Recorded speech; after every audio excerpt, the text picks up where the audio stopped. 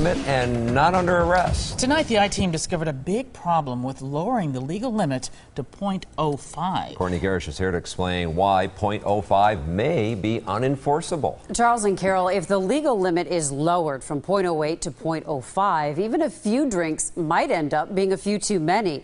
So we teamed up with police trainers to find out just how fast a drinker could hit that limit. And what we discovered is alarming, not just because of how quickly you can hit .05, but because police may not be able to detect it. Beer. It's Milwaukee's bread and butter, but it's also what gets some of us in trouble. OWI after OWI, crash after crash. So with the possibility of a new lower limit, the I-Team put .05 to the test. I couldn't believe my eyes. Wow. 2 beers. We teamed up with the Milwaukee Area Technical College and their instructors who teach police how to combat drunk driving. There's going to be some challenges in this, there's no doubt, if in fact we ever do go to a .05 in Wisconsin. Our volunteers, station employees, Courtney and Clark, agreed to come out to MATC, and from there, it was bottoms up. This is good stuff. The goal, a comparison test to get these drinkers to .05 and then .08. Focus on the tip of my finger with your eyes only. Do not move your head. With sobriety tests along the way. After 2 beers in about 45 minutes, Courtney is feeling good. I feel a buzz. But before drinking bottle number 3, Keep going, keep going.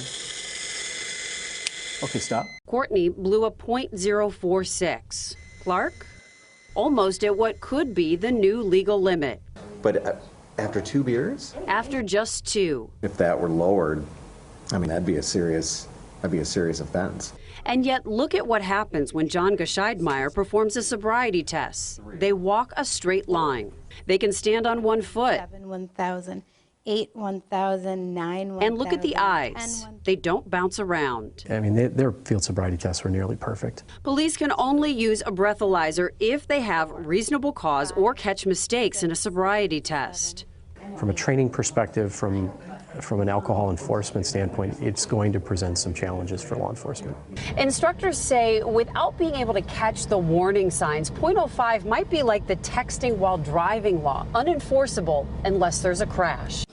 We let Courtney and Clark drink another. Now they're at a .06. Jeez, I feel impaired. But watch the eyes. Still no bounce. So 1 more round. About 2 hours in, and our volunteers blow again. Courtney blows a .079. Clark isn't far behind her, and yet I don't feel impaired. I feel a little buzzed, but not like I could not control a vehicle. But this time, the sobriety test gives it all away. And look at the eyes. Only now do they bounce. And you would actually be arrested right now. I would never drive like this. After even just 4 beers, judgment is impaired. Here's the scary part. Can I drive a car? Oh, sure. Our volunteers cabbed it home after learning their limits. The lesson here, more needs to be done before lowering the limit.